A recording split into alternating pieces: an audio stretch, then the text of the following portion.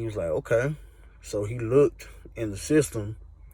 Um, I want to say,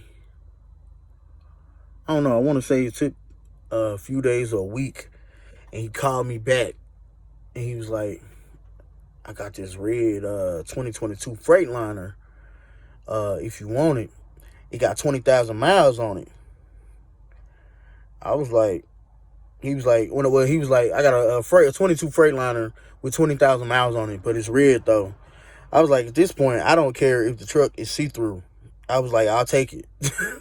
So he started laughing, but I was dead serious. Like, I already know it's a truck shortage, so I mean, me continuing to try to be picky, that wasn't gonna give me no truck no time soon. Because he was telling me the average weight before he found that truck. He said the average weight will probably be about a month or 2 months. I was like, damn, so found the truck. He was like, look, you gotta have your deposit in by the 15th. He said the deposit is $1,000. So in my head, I'm like, that ain't bad. Shit, that's fucking awesome. $1,000 for a 2022 Freightliner. $1,000. I'm like, oh yeah. I mean, I didn't let him know I was all excited like that, but I was like, yeah. Because, I mean, anywhere you go, I mean, any dealership you go to, you're not even going to get no used truck for $1,000. But it got even better. Because, actually, I didn't have the $1,000 at the time. Because, I had spent majority of my money. So, I was like, fuck, what am I going to do? And I'm sitting here thinking, trying to come up with ways like, damn, how am I going to come up with this money? I had just paid my insurance, and my insurance at the time was, I want to say $800 a month. So a lot of money was going into the insurance. I'm talking about commercial insurance. So that was the last thing that took the majority of the little money I had. So I think I had, at this time, about maybe 200. And damn, I don't even remember how I came up with the rest of the other 300. Oh, the damn escrow from the last company came right on time. After 45 days, they release your escrow. That escrow came through right on time, big fella.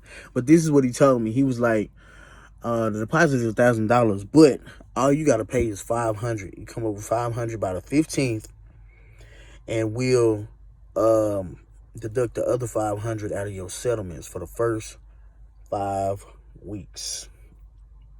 So, yeah, I was like, bad. He was like, but you got to send it through a wire transfer. So I went and opened a business account, got that shit ready, had that $500 sitting in there. Let me know when you want to send it and all that. But the escrow didn't come until, I think, the Friday before I was supposed to send it in. If I'm not mistaken, I think the 15th ended up being it was either a Friday or a Monday. Whatever it was the last day. I ended up sending it directly on there. And I was like, damn, I hope they get it in time. Because, sometimes wires take longer to receive than they do to send on the other end. So I was like, damn, hope they get it. So I sent them an email. I was like, look, I sent in the money. I told them I sent in the money. And they was like, okay, well, we didn't receive anything. So I'm like, yeah, I sent it in. I sent it on the 15th. So I had to tell him my business name. He was like, oh, okay, well, we got somebody else in here that had the same business name as you. He was lying. That nigga was lying. Anyway, got it sent in, and I spent my last, like literally my last, I think might have had an extra little $100 or $50 or something, but I literally flew to Charlotte, North Carolina, which is where my that was supposed to be my terminal, and I flew on Love Field.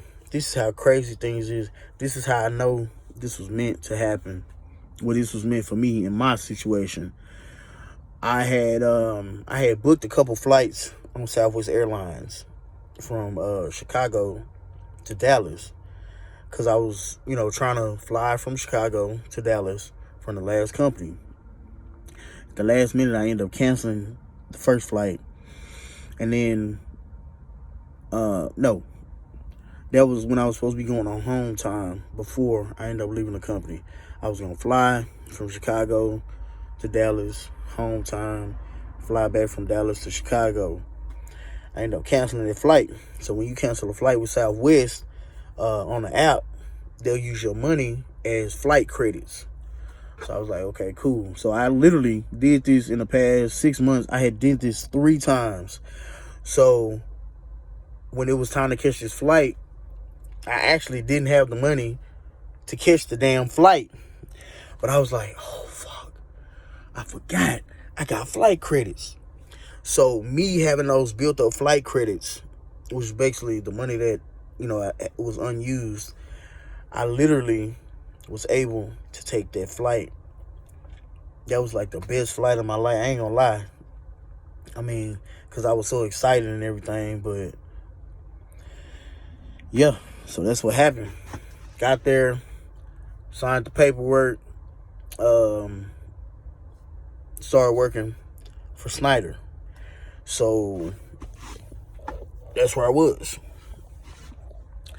I found out after the first 2 weeks that Snyder wasn't gonna work, because they saying, okay, well, you probably average about 1,500-1,600.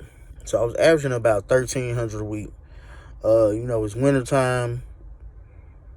I decided to get a lease. I decided to lease a truck, get my own truck, for the freedom to choose where I want to go, when I want to go, all that other shit.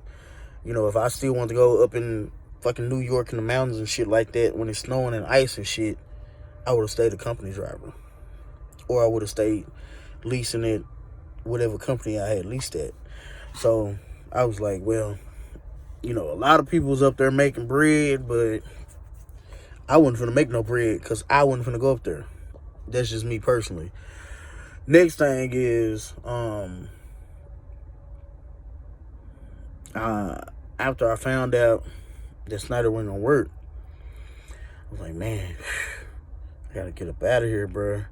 But, I did a full 3 months, and I ended up having to, when you take your truck to a new carrier, you gotta pay what's called an additional deposit.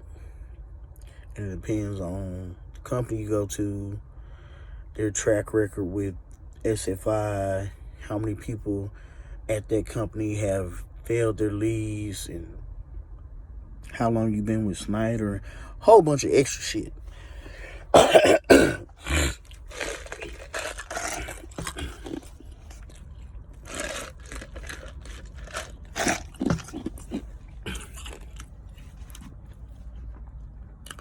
Anyway, so that's how that happened. But basically, that's just it. That's how I did it. Simple. Wasn't nothing special. I applied. Now the wait is even longer, so fuck around and not get a truck the next year. But my advice, if you're gonna lease a truck through SFI, go to Snyder first. That's how you get your truck faster. Now, some people, when they get to orientation, if they don't want to go to Snyder, they didn't already signed their paperwork, they leasing shit, you could pay your extra deposit right there and tell them you're going somewhere else. They'll tell you how much it is. Tell them you want to go somewhere else if you don't want to go to Snyder from the jump. Now, if I'd have had my bread right then, I would have paid to go somewhere else from day one. But I didn't. So I had to thug it out. But anyway, that is how I got a $200,000 truck with a fucked up credit score. It's possible. But also, fix your motherfucking credit. I'm working on fixing mine, so yeah. But hey, real shit, man. All I can say, man, like for real, like I'm happy, like I ain't gonna lie, man. I'm happy SFI gave me a chance. And you know, shit. Now I got the truck I said I was gonna get. So hey, yeah. If you made it to the end of this video, like, share, subscribe, comment, all that good stuff, man. But I holla at y'all. Truck your life.